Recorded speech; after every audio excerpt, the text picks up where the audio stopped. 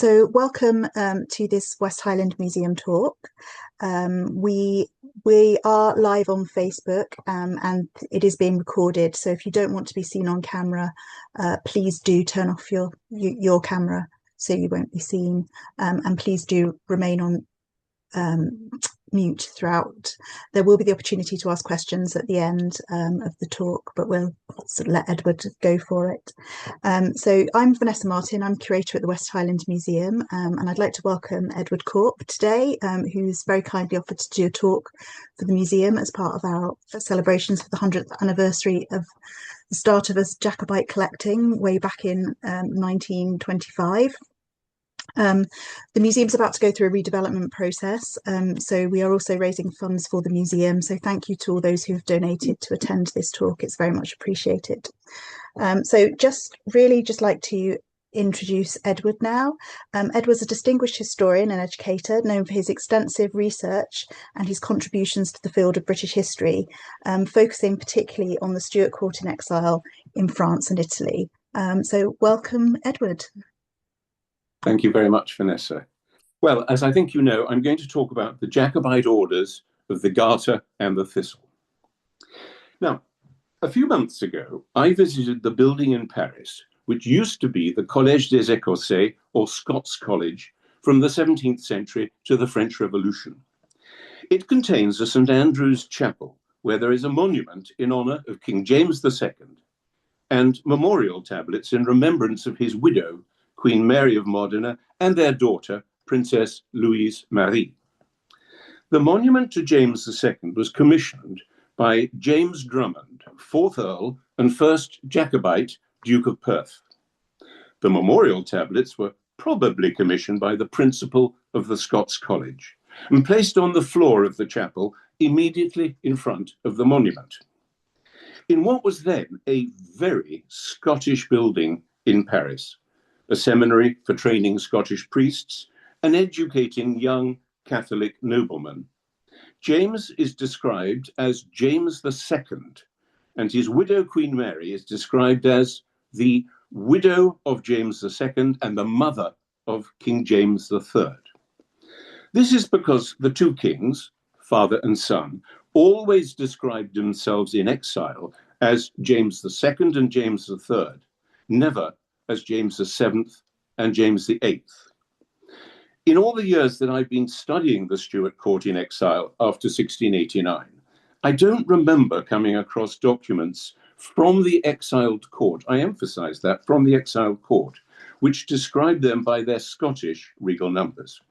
And this is because the Stuarts in exile always described themselves as King of Great Britain, both before and after 1707. The French and Italians, amongst whom they lived, normally referred to them as King of England, so the numbers second and third were consistent. The Stuarts, however, were fully conscious that within Great Britain they had two separate kingdoms, England and Scotland, and of course they did have a third kingdom, Ireland. It's the two kingdoms of England and Scotland that I wish to talk about today.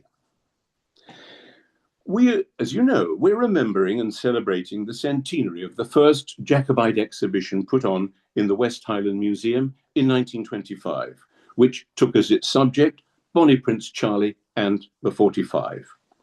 Now, anyone who organizes a Jacobite exhibition will naturally want to include portraits of the Stuarts themselves and of their leading Jacobite supporters in exile. But it's important to be able correctly to date these portraits and identify who painted them. From 1689 until 1713, James III, both as Prince of Wales and then King, lived at Saint-Germain in France. Between 1713 and 1718, he lived in various places: Bar-le-Duc in the independent Duchy of Lorraine, then the papal enclave at Avignon in the south of France, and then Pesaro and Urbino in the papal states in Italy. At the end of 1718, he established his court permanently in Rome, where he stayed for nearly all the rest of his life. This means that the portraits of the exiled Stuarts are either French, painted at Saint-Germain or Bar-le-Duc, or Italian, painted at Rome. The only exceptions to this general rule concern Bonnie Prince Charlie, because one of his portraits was painted when he was young in Venice, one was painted in Edinburgh during the 45, and two were painted in Paris after his return there from Scotland. So leaving aside these four of Bonnie Prince Charlie, the first and most obvious thing for an exhibition curator is to establish the origin of each Stuart or Jacobite portrait. Is it French, painted at Saint-Germain, or by a French painter in Lorraine? Or is it Italian, painted by someone in Rome? Well, of course, Italians worked in France just as some French painters worked in Rome. The point really is the geographical origin of each portrait rather than the nationality of the painter. And this is where so many mistakes have been made, and I might add still are regularly made by auction houses in both England and Scotland. Because all too often, the people trying to identify portraits of the exiled Stuarts and Jacobites don't actually know what they're looking for. It's perfectly common for French portraits from before 1713 to be described as Italian and painted after 1718, and vice versa, and by painters who could not possibly have had access to the sitters at the dates proposed. So I thought I should use the opportunity, this wonderful opportunity of addressing you today, to share with you the most basic way of correctly distinguishing between the French and the Italian portraits. And this requires an understanding of the Jacobite orders of chivalry. King James II was the sovereign head of two chivalric orders, the English Order of the Garter and the Scottish Order of the Thistle.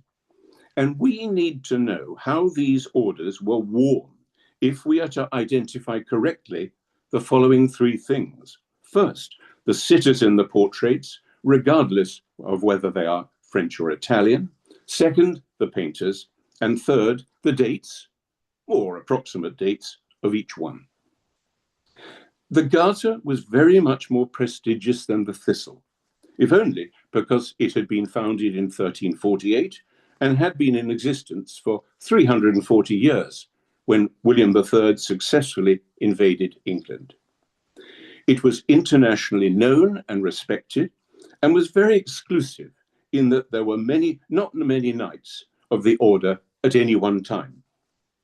The Thistle, by contrast, was new and completely unknown in France when James II was forced into exile by William of Orange. It had been revived or established, I know there are two ways of looking at that, only the previous year in 1687. Well, it was certainly exclusive in that James II had created only 8 Thistle knights when he established his court at Saint-Germain. But I repeat, it was unknown at the French court at Versailles. I will now explain how each of the two orders was worn, and I will start with the Jacobite Garter because it is perfectly straightforward. Then I will discuss the Jacobite Thistle because that subject is more complicated and has not, in my personal opinion, ever been properly understood. The point to remember at the outset is that the two chivalric orders were regarded as incompatible.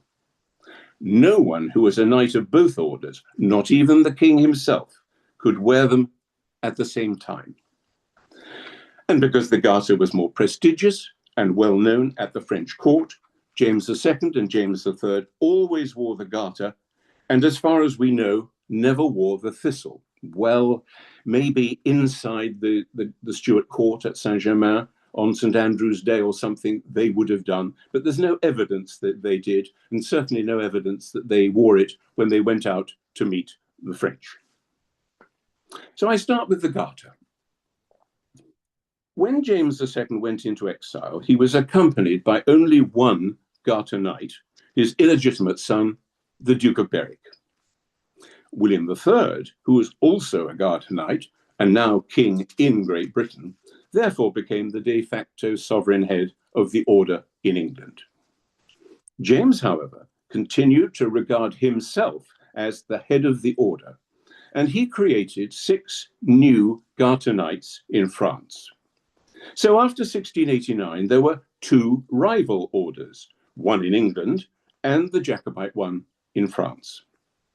The 6 knights created by James II were a Frenchman, the Comte, later Duc de Lauzun, an Irishman, the Duke of Tyrconnell, an Englishman, the Duke of Powys, a Scot, the Earl, later Duke of Melfort, and his own 3-year-old son, the Prince of Wales. By the time James III succeeded his father in 1701, both Tyrconnell and Powys had died.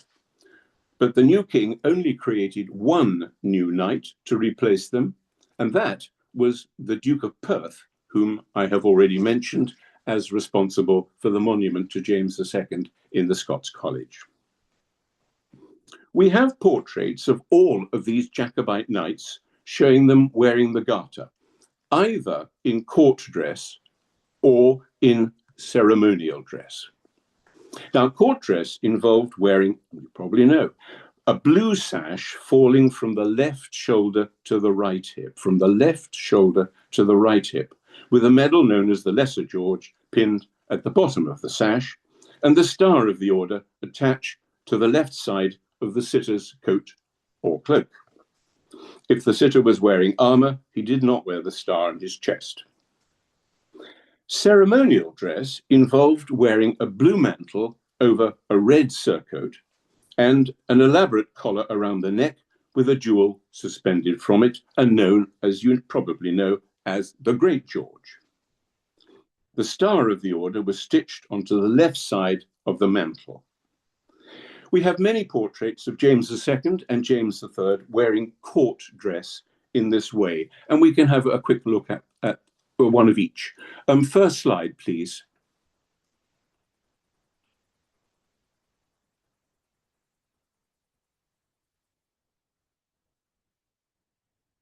Well, here we have a portrait of James II wearing it from his left shoulder to his right hip, painted in 1698 by François de Troyes, purely as an example to show James being a Garter knight in exile in France.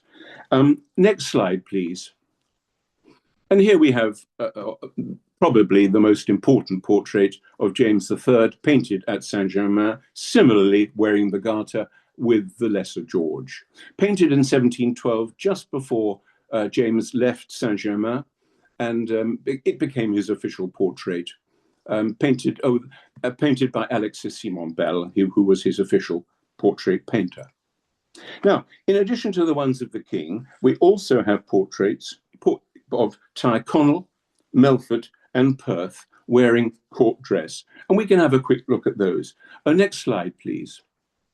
Here we have the Duke of Tyrconnell, painted by François de Troyes, wearing the Garter which he had been given in France when he came over to visit the court. François de Troyes is the obvious choice.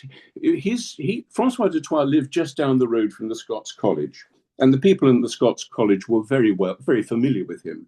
And so it was natural that students at the college or Jacobites coming in would go to François de Troyes to be painted. The Stuarts first preferred to patronize other people, but eventually they also went to de Troyes. Next slide, please. Here is a portrait of the Earl of Melfort, with the Star of the Order of the Garter being very evident. I do notice that we don't see a blue sash over his left shoulder. I cannot explain that, but Melfort clearly didn't want that. And then next slide, please. Here we have Melfort's older brother, the Duke of Perth, who I've already mentioned a couple of times, wearing the Garter, which he was given in 1706 by James III, and painted here by L'Argelière. I now move on to ceremonial dress. And here we have one portrait of James II and two of James III. Now, the one you probably know the painting. This is simply part of a painting showing the family of James II. I've cut out the Queen, the Prince, and the Princess merely to show James wearing the blue mantle of ceremonial dress of the Garter in France. And of course, for the Stuarts, they of course claimed to be the kings of Great Britain, but they also claimed very strongly to be, in the case of the king, the sovereign head of the Order of the Garter, and also, as we will see, of the Thistle. So that's James II. Next slide, please. Here we have James III, painted by Alexis Simon Bell at Bar-le-Duc in 1714. The original painting is lost. Fortunately, we do have this engraving. And what we notice in this, and we notice in all these portraits of the king, he never shows a closed crown until after the death of Queen Anne. And so if we go to the next portrait of James wearing his Garter robes, Anne has died, and you do see a closed crown on the side. This painting, painted in Rome by Trevisani in 1719. I've strayed slightly beyond the French period in order to show the difference between the first one by Alexis Simon Bell and this one painted by Francesco Trevisani, which clearly shows the blue mantle and the red surcoat and the collar of the order and the Great George on his chest. And as you probably know, the collar and the Great George can be seen today, those very ones in Edinburgh Castle. We also have one portrait each of Powys, Lauzun, and Perth. Here is the Duke of Powys, painted by Francois de Troyes. He was the Lord Chamberlain at the court, made a Garter Knight in 1692, which is clearly the date of this portrait. And we then have two similar portraits of Lauzun and Perth. Next slide, please. Here we have the Duc de Lauzun, probably painted about 1714, about the same time as the one of James III. He's quite an old man there. He got the Garter because of the important role he played in helping the Queen and the Prince to escape from England to France in December 1688. And then we have one of the Duke of Perth. Next slide, please. And here is Perth, similarly in his robes as a Garter Knight. I think that's only a copy. It's not the original painting, but it's good enough to show. And what it does show, I think, the importance that these Jacobites in exile attached to the fact that they were Garter Knights and they wanted to be portrayed either in court dress or in ceremonial dress. And we note that Perth, we have portraits of both. So you will no doubt have observed that the Jacobite Garter Knights wore the Garter in the same way as it had previously been worn in England, and continued to be worn in England under William III, Queen Anne, and the Hanoverian kings. After James III left France, he only created 3 more Garter Knights, in addition to his 2 sons. They were the Scottish Earl, then Jacobite Duke of Mar, in 1716, the Duke of Berwick's Anglo-Spanish eldest son, the Duke of Lyria, in 1727, and the Irish Earl of Lismore, when he was appointed a minister in Rome in 1747. And it's very noticeable how international this was. You're getting French, Irish, English, Scottish, very international in a way that the Thistle never was. We have a Garter portrait of the Duke of Mar, which I will show you later on, but we do not have Garter portraits of either the second Duke of Berwick, that's the Duke of Lyria, or Lord Lismore. So I've dealt with the Garter. I come on now to the Thistle, which is more interesting, I think, and perhaps concerns us more because it was the Scottish order. As with the Garter, it could be worn as court dress or as ceremonial dress. And the colour of the order was green.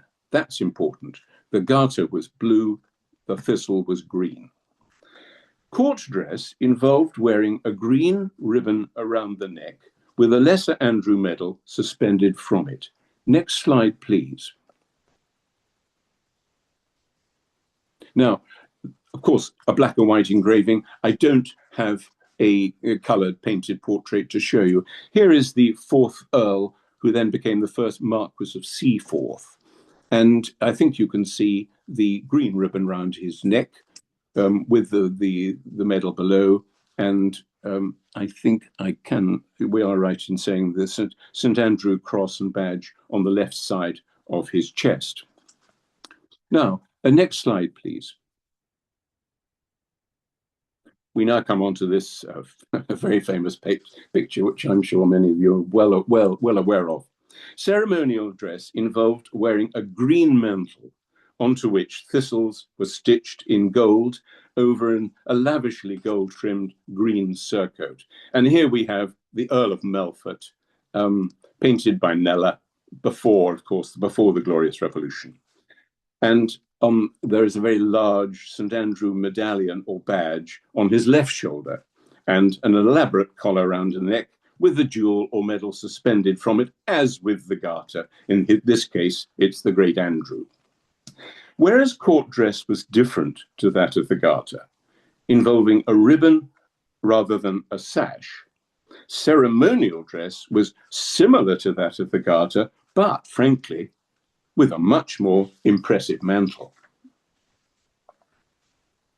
Well, in 1689, after James has gone to France, William III abolished the Order of the Thistle in Scotland, or just allowed it to lapse, I'm not quite sure which of those, so that the order in France remained the only one. 4 of the 8 Thistle Knights followed King James II to France, not immediately in 1689. They were the 4th Earl, later Duke of Perth, who we know, his brother, the 1st Earl, later Duke of Melfort, who you can still see on the screen, the 4th Earl, later Marquis of Seaforth, who we've just seen, and the 1st Earl of Dumbarton. To replace the knights who died and to increase the maximum number of knights, James II then created 5 new Thistle Knights at Saint-Germain. And I'll specify them. They were the 4th Earl of Dunfermline, the 4th Earl of Lauderdale, the 3rd Viscount Dundee, Lord Drummond, who was the son and heir of the Duke of Perth and would later be the 2nd Duke of Perth, and the 2nd Marquis of Seaforth. James III created 3 more, one of whom was an Italian, and 2 who were actually in Scotland, that is the 13th Earl of Errol and the 9th Earl Marshal.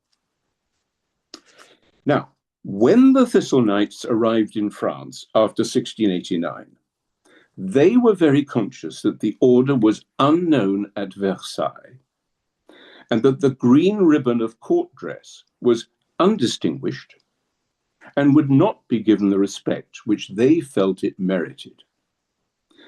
Now, the most prestigious chivalric order in France was that of the Saint-Esprit, or Holy Spirit, for which court dress involved wearing a blue sash, or cordon bleu, falling from the right shoulder to the left hip, so therefore the opposite to the Garter, which went from the left shoulder to the right hip. So the Thistle Knights asked James II if they could substitute a blue sash like that of the Saint-Esprit instead of the green ribbon worn around the neck. James agreed. So at Saint-Germain and Versailles, the Garter Knights wore a blue sash from the left shoulder to the right hip, and both the Thistle Knights and the Chevalier de Saint-Esprit wore a blue sash falling in the other direction. Fortunately, we have portraits of both the 1st and 2nd Marquises of Seaforth and of Lord Drummond wearing the thistle in this way. Well, here we have the 1st Marquis of Seaforth, who had been the 4th Earl. This, I think, is clearly not a French painting. It must have been painted. He didn't come to Saint-Germain until quite late. So clearly, I think he was told of the new way of wearing the thistle, and we have it in this painting, which I think has to be Scottish. Next slide, please. Now, here is his son, the second Marquis, and this one absolutely clearly, almost certainly painted by Francois de Troyes, though that's not definite. You can see a little bit of Saint-Germain in the background, but very clearly shows the thistle going from the right shoulder to the left hip under the new arrangement at Saint-Germain. And next slide, please. Here we have it, not so easy to see, but here is Lord Drummond, later the second Duke of Perth, and you can see the sash going that way, and you can very clearly see the St. Andrew cross on the left side of his chest, in this case on armour, which is unusual. Now, when Melfort and then Perth, first Perth, both of whom already had the Thistle, when they were given the more prestigious Garter, they therefore changed the direction of their blue sash with the lesser George medal on their right hip rather than the lesser Andrew medal on their left hip. And wearing a blue sash meant that the other Thistle knights could command the same respect at Versailles as the French Chevalier du Saint-Esprit. I doubt, but I have no evidence, I doubt that if the Thistle ceremonial dress was ever actually worn in France. But if it was, then the colour would have been blue and not green. And the green mantle, the famous green mantle, which still exists and belonged to the fourth Earl of Perth, was almost certainly, I think, left behind at Drummond Castle and never taken to Saint-Germain. Let's have a quick look at the next slide so we can enjoy the Thistle mantle, which is absolutely superb and has fortunately survived. And therefore you can see very clearly the big medallion, the St. Andrew medallion on the left shoulder of the Thistle Knight. Although there are many, many, many portraits of James III painted at Saint-Germain and then in Lorraine, they all show him with the Garter, and there is not a single one which shows him wearing the Thistle. And as I've said, the two orders were incompatible, so of course there are no portraits which show him the Thistle as well as the Garter. This for me is an intriguing question, because a miniature came up for sale early last year, which actually did show James wearing the Thistle sash rather than the Garter. Can I have the next slide, please? You see, this one, it's a little miniature. It was on sale in Somerset last year, and clearly that one, James is wearing it. Now, I think that is very probably a miniature based on a lost portrait by Alexis Simon Bell. I don't know that for sure, but it might be, in which case this would be the exception, showing James III wearing the Thistle and not the Garter. It might, on the other hand, be copied from an engraving. Can I have the next slide, please? This engraving came out in 1708 at the time of the Franco-Jacobite invasion attempt of Scotland. We know it's based for Scotland because the lion is on the right and the unicorn's on the left. It clearly is for Scotland. Whether that was an original engraving, I got a feeling that it could well be based, like the miniature, on a unique portrait by Bell, which has not survived, showing, contrary to what I've said, James wearing the Thistle and not the Garter. I like to think that is the case, but it is speculation. Well, in 1703, Queen Anne decided to revive the Order of the Thistle in Scotland, it having been abolished or allowed to lapse by William III. This meant that there were now two rival orders of the Thistle, as there already were of the Garter, one in Scotland and the Jacobite one in France.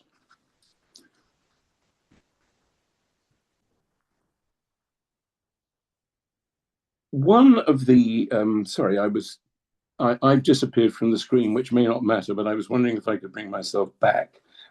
One of the Thistle Knights created by Queen Anne was the 6th Earl of Mar, who later led the Jacobite rising in Scotland, as we know, in 1715. Now, this last point is important because James III was keen to show his appreciation of the Scottish nobles who had supported him in the rising by increasing the status of the Jacobite Order of the Thistle. He did this when he was at Avignon in 1716 by deciding that the Garter and the Thistle should thenceforth be made compatible, so that anyone who had both orders, like James himself, could now wear them at the same time.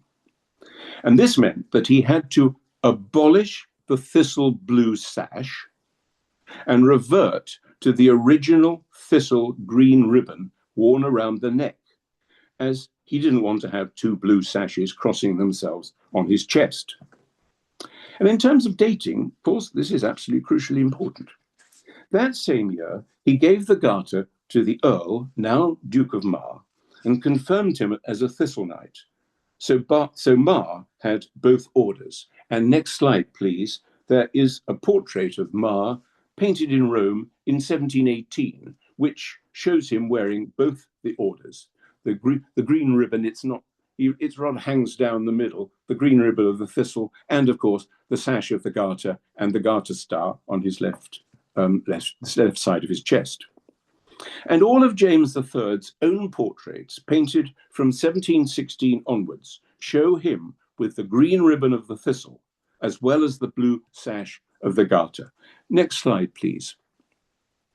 This is the first portrait of James II painted in Rome. It was painted in 1717 by the new painter for them, Antonio David. He stands there with both Garter and Thistle, a closed crown because Queen Anne is dead, and London Bridge in the background. So there we have it. Any portrait of James which shows him with the Garter only was therefore painted before 1716 in France or Lorraine. Any portrait of him which shows him with both orders was therefore painted after 1716 in Italy. And this is something that anyone curating a Stuart or Jacobite exhibition needs to know, and auction houses normally or frequently fail to understand. But there is a further twist to the story of the Jacobite Thistle, which I need to explain. In 1716, while still at Avignon, James III gave the Thistle to the 4th Earl of Panmure. Now, Panmure, who did not have the Garter, didn't want to wear a green ribbon around his neck. And he complained to James that people in Avignon, or in France as a whole, would not understand or sufficiently respect the green ribbon. So he petitioned the king to allow him and the other Thistle Knights who did not also have the Garter to continue wearing a blue sash. He actually went further and asked the king to change the direction of the blue sash so that it fell in the same direction as that of the Garter, from the left shoulder to the right hip. James III agreed to both requests, which means that after 1716, Thistle Knights could no longer be distinguished from Garter Knights, except by examining the medal pinned on the blue sash at their right hip, or the St. Andrew cross on the left side of their coat or cloak. And because all the portraits of James himself show him wearing the thistle as a green ribbon around his neck, and the same would apply to the portraits of his two sons, Prince Charles and Prince Henry, that does not mean that the Jacobite Thistle Knights wore a green ribbon. They continued to wear a blue sash, now like that of the Garter, and not that of the Saint-Esprit. In 1716, James also gave the Thistle to the second Duke of Ormond, who already had the Garter, so he had both orders like the Duke of Mar.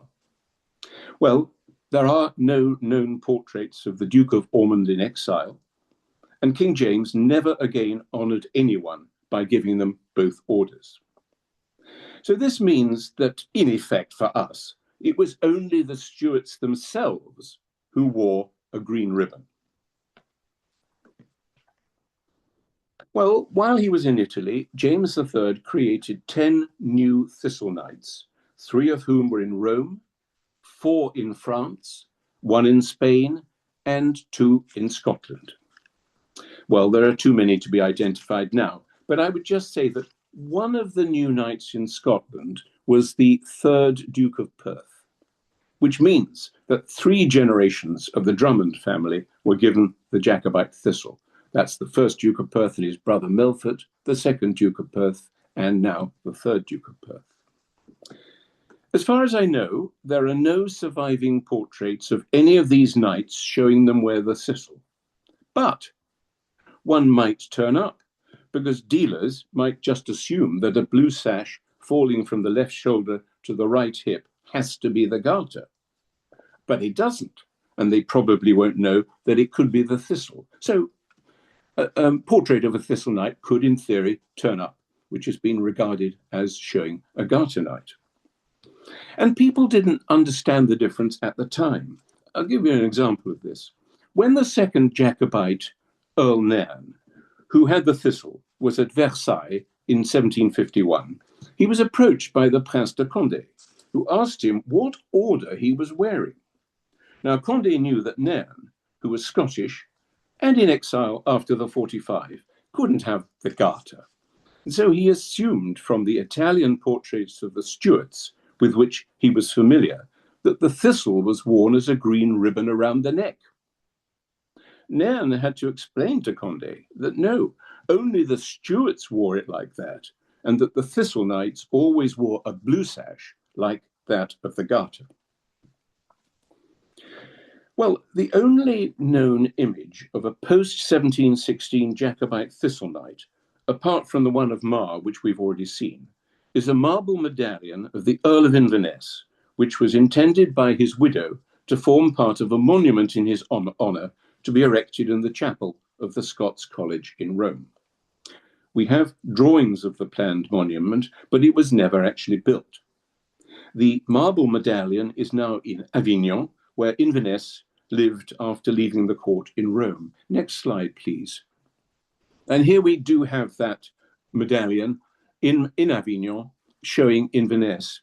It shows Inverness with a thistle within a star, not a St. Andrew cross, and rather surprisingly, it does not show him with a blue sash over his left shoulder. So rather curious, chosen by his wife, Lady Inverness, never put into the monument in the Scots College in Rome, and preserved by them in Avignon, where it still is. Now that we know how the Jacobite Thistle was worn by knights who did not also have the Jacobite Garter, I wish to consider 3 well-known portraits of Bonnie Prince Charlie, because they are exceptional in that they show him wearing the Garter only and not the Thistle. The first, as you can see, is dated 1737-38 by Louis-Gabriel Blanchet.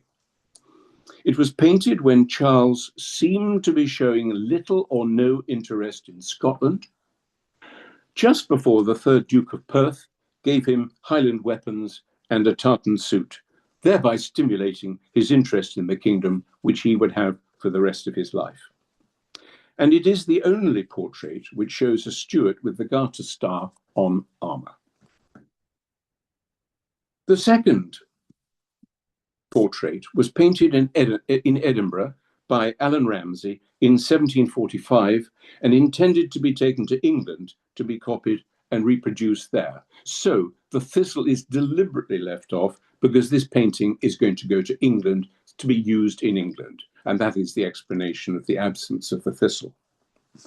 The third was painted at the end of his life in 1786 by Hugh Douglas Hamilton, at a time when Charles normally identified himself with Scotland. It's a very well-known picture, I'm sure you all know it, the sad picture of the elderly Charles.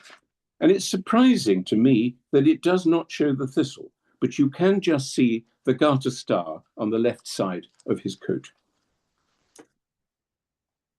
Now, although we have these 3 portraits of Prince Charles, Bonnie Prince Charlie, showing him with the Garter only and not the Thistle, he never sat for a portrait in which he was shown with the Thistle only and not the Garter. But let's imagine what such a portrait would have looked like. If he was not shown with the Garter, he would not need to have a green ribbon around his neck.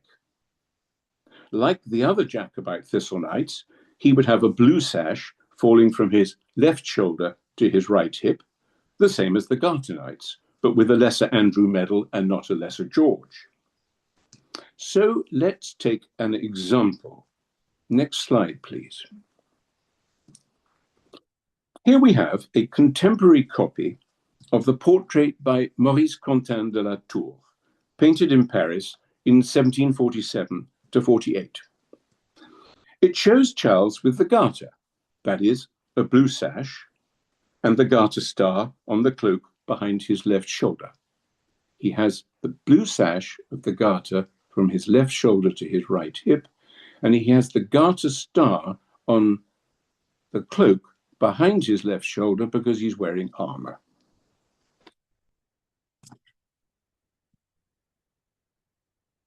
And of course, if we look at it, I know it's only black and white. If we look at it, we can see that he has the green ribbon of the Thistle around his neck. Absolutely what you would expect. The Garter and the Thistle represented and shown in the normal way for court dress. So now let's change this portrait so that it shows, could you stop that please? Could you go back? Thank you.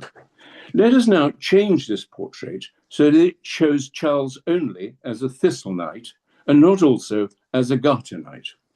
Well, what would we do?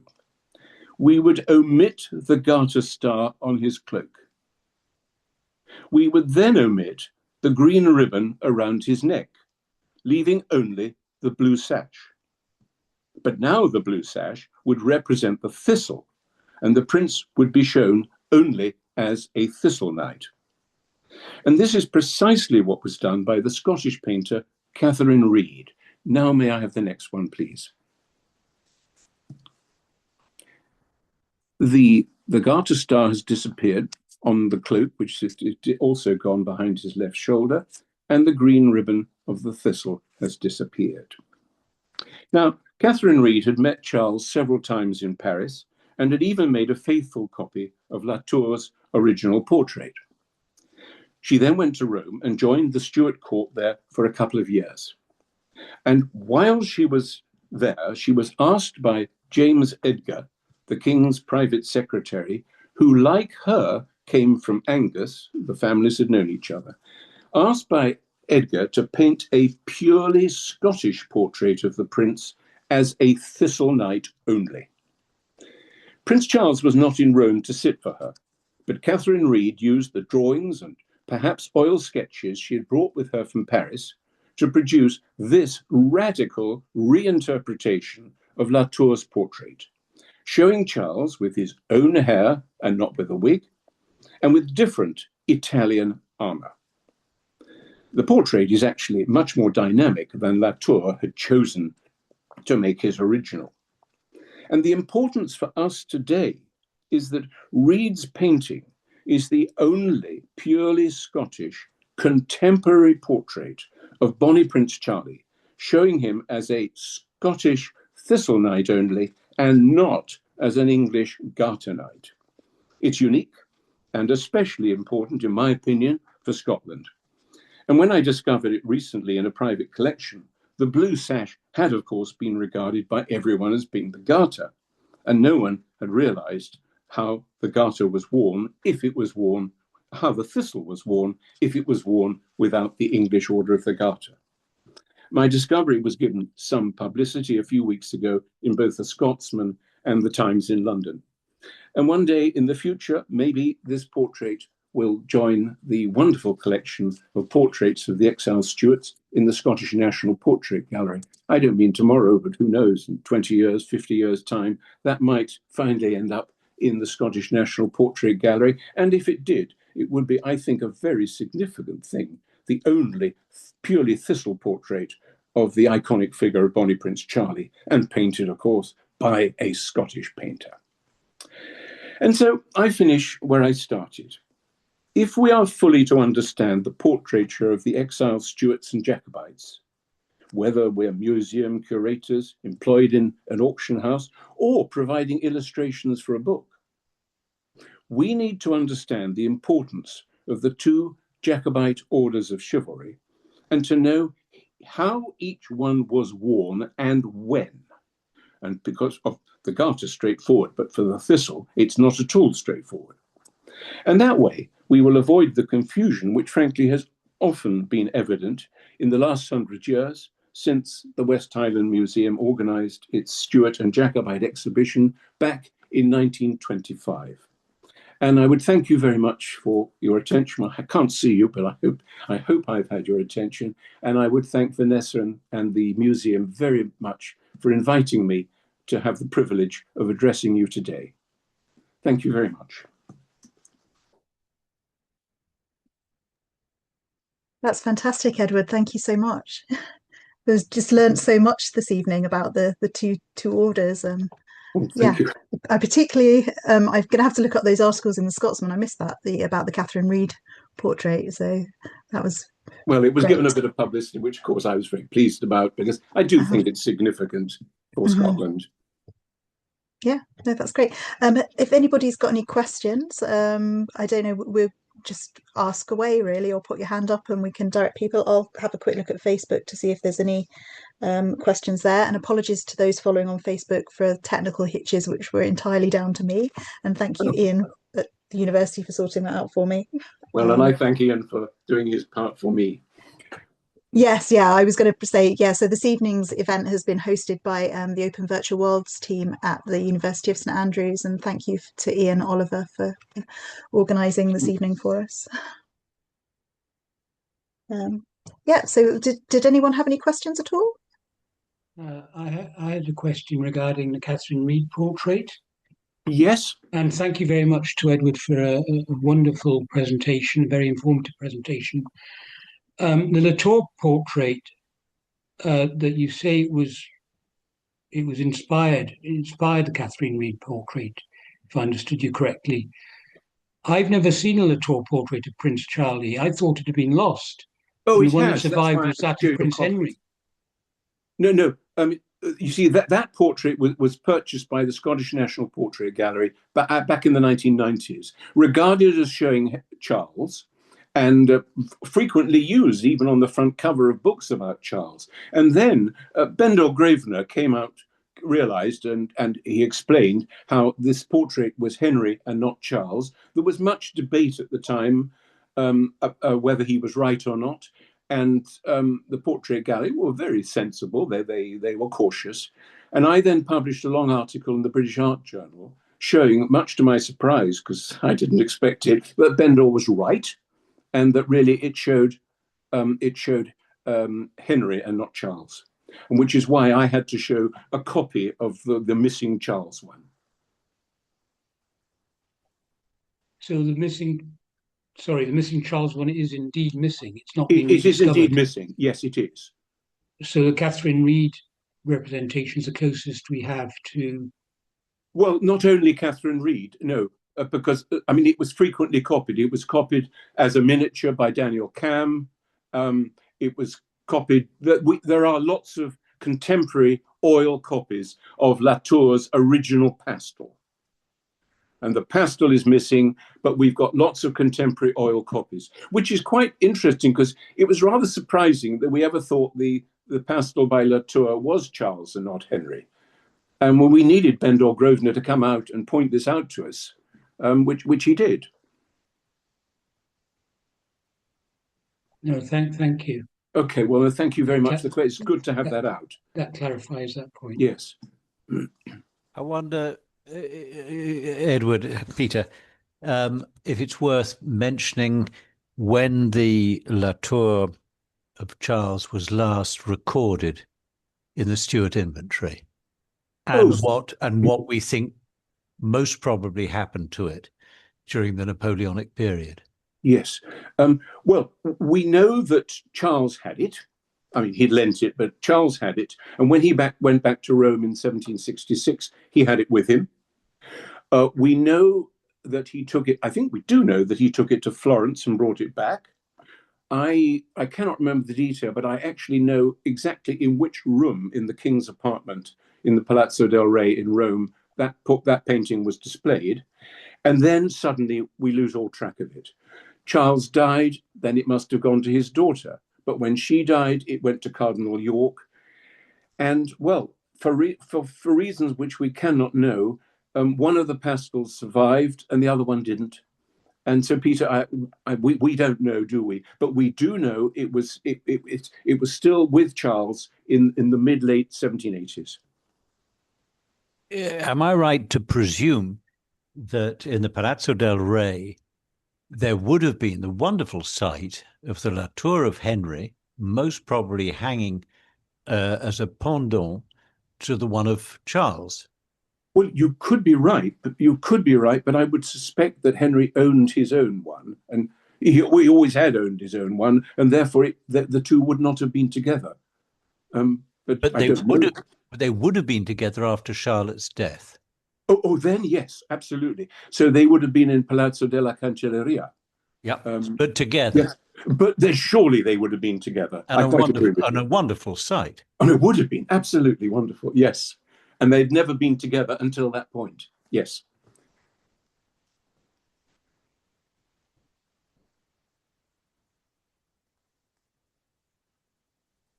I have a question if no one else is jumping in. First, thank you, Edward, for really marvelous talk, really enlightening.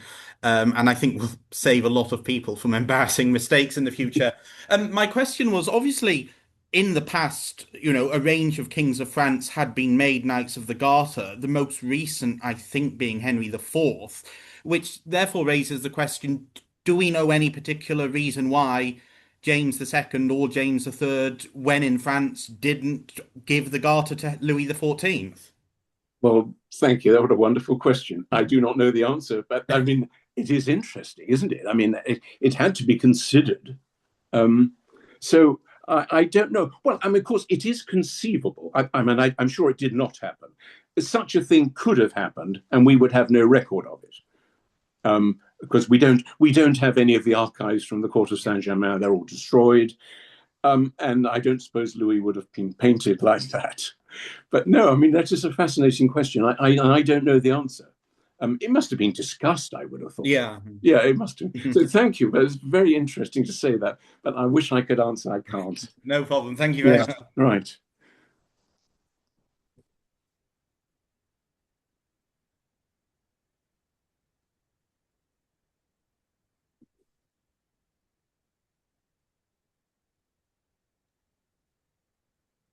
If no one else is, may I ask a question? Yes, indeed. The collar, which we saw James III wearing, and when painted by Trevisani, which belonged to his father, is now in Edinburgh. Oh yes, the original belongs to the Royal Collection, and is in Holyrood House. Yeah, exactly. But would you like to tell us what happened after James's death? What is the road whereby the collar survived James and is today in Edinburgh? Yes. Okay. Well, first of all, it would have been inherited by Charles, I suppose by Charlotte, but certainly it ends up with Henry, Cardinal York. Now, I think I'm right in saying this, that when Cardinal York gave certain things which he regarded as fundamentally important to the Prince Regent. And that painting was given to the Prince Regent. I think I'm right, if someone might correct me, was given to the Prince Regent by Cardinal York, or bequeathed to him, because of the fact that it was a Garter portrait. All the other portraits of Stuart portraits, they were kept, and then they were inherited eventually by the Malatestas and sold in the 1840s. But that one was felt by Cardinal York to be special because it was the formal Garter portrait with the closed crown behind him, and was given to, or bequeathed to, the Prince Regent. If anyone can correct me on that, I'd be grateful, but I think that is the case. but of the collar itself, the physical collar, not the portrait by Trevisani. And that was, because it was so important, that was given with the great George to the Prince Regent. And at some time, probably when he was George IV, I can't remember the dates, but that was felt should be in Scotland rather than England. Of course, in a way, it should be in England because it's the Garter. But it was, and I think it's been in Edinburgh Castle since the 1820s. If someone could correct me, I'd be grateful. And it's wonderful to be able to see it. It was, I think, made in Paris. I don't think it was brought from England. I think it was made in Paris when James first got there. As I say, it can be seen. And have the Trevisani portrait and with the original thing, it's wonderful. They both survived. Can anyone correct me on that or give a more precise date? No, well, okay. Let's assume that I've got that roughly right. But it can be seen in Edinburgh Castle, which is absolutely wonderful. So thank you very much for that question. Yeah, we'll have to look out for that next time in Edinburgh. Yes, well, it's well worth seeing. And take along a picture of the Trevisani portrait so you can compare. Edward, if I may, and this is my last question, we have the collar on the Trevisani portrait. Yes. So we have a physical object which is represented on the painting, which has also survived. Yes. On the pendant of Clementina, we have the watch on the table in front of the closed crown. And as we now know, the watch has also survived and is a physical object represented in the portrait. Can you think of any other example of a physical object, the collar in the case of James by Trevisani, the watch in the case of Clementina by Trevisani, in which a really very important physical object has survived to this day that is represented on a top quality portrait by one of the leading portraitists of the exiled Stuarts? No, I can't. I cannot. I mean, there are allegedly bits of Bonnie Prince Charlie's garter sash, a cutting here or a cutting there, I think, but not as a proper object. No, I can't. I can't at all. But it does make that pair of portraits so special that, as you've just said, in the portrait of the king, we have the collar and the great George, and in the portrait of the Queen, we have the watch. I mean, it's very, very special to be able to have that. I can't think of any others. I don't know if anyone else can. You once said that James did not want the two Trevisani portraits copied. Why not? I think because they were regarded as so special. They really were very, very special because, well, I mean, more his than hers, if you like, because his was the Garter portrait. But interestingly enough, eventually the portrait of the king was painted as a special exception.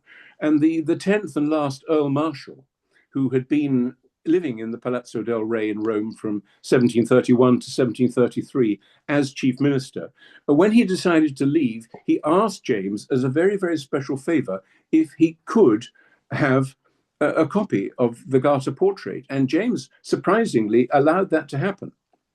And then another Jacobite, Urquhart, 2 years later, put forward exactly the same request.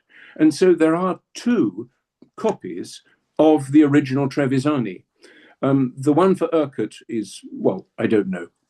It's speculated. Anyway, there is one in the Scottish National Portrait Gallery, and there is one it's in a private collection, but it is on display in Warsaw at the moment in a wonderful Sobieski Stuart exhibition, which runs for several more months. And anyone who goes that way would be well advised to go and see that superb exhibition in the Villanov Palace. And there's just a couple of comments on Facebook, Edward, from Joe Watson. So yes. Sorry if these are a bit out of context now, because we've probably moved on in the conversation.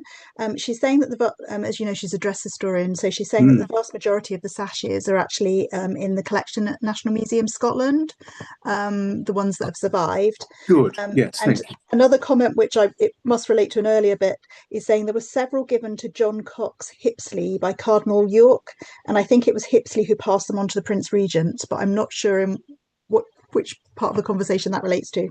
And she also says she's looking forward to seeing you in Falkirk in January. Well, that's a very nice thing to say. I look forward to seeing her. So, okay, so those ones which have survived, you said in the National Museum. National Museum of Scotland in Edinburgh, yeah. Right. They're likely to be in the collections store, I expect. Yes. She hasn't said. So that's important to know. John Cox Hipsley, he certainly kept. I mean, there are the three portraits by Catherine Reed. I only showed the one of Prince Charles, but she similarly made copies of King James and of Prince Henry, Cardinal York, and they were kept by Cox Hipsley, and they have survived in his family or whatever building he lived in, where they can still be seen. So if he may well have passed things on. Okay, then I think that's very, very helpful of her to say that to us. Yes. So that would be the channel of link between Cardinal York and Prince Regent, if I've understood that correctly. That's most helpful to say that. Okay. Thank you, Thanks, Joanna. Jo. Yeah, well, thank you, Joanna. She's still online. Seeing you in Falkirk.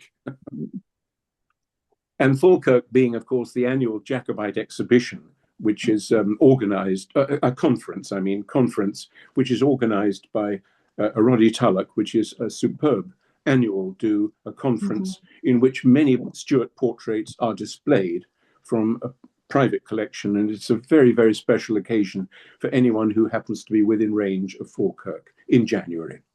Yeah. If you want more information, go to the Battle of Falkirk Muir Trust Facebook page. Yes, that's it. Yes, yes. And that gives all the information, and it's well worth going to if anyone can.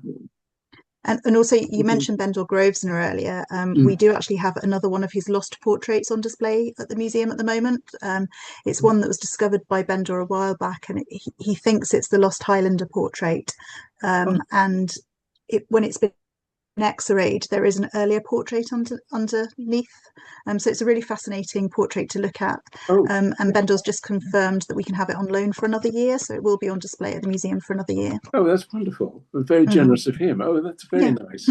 Yes, because he's done so much important work on Stuart portraits, and which we're most grateful to him for the things he has done, and particularly identifying the Ramsay, for example, which was a very significant development when he looked at that portrait, which was in a private collection, and said, "This is the missing Ramsay," which was then subsequently engraved.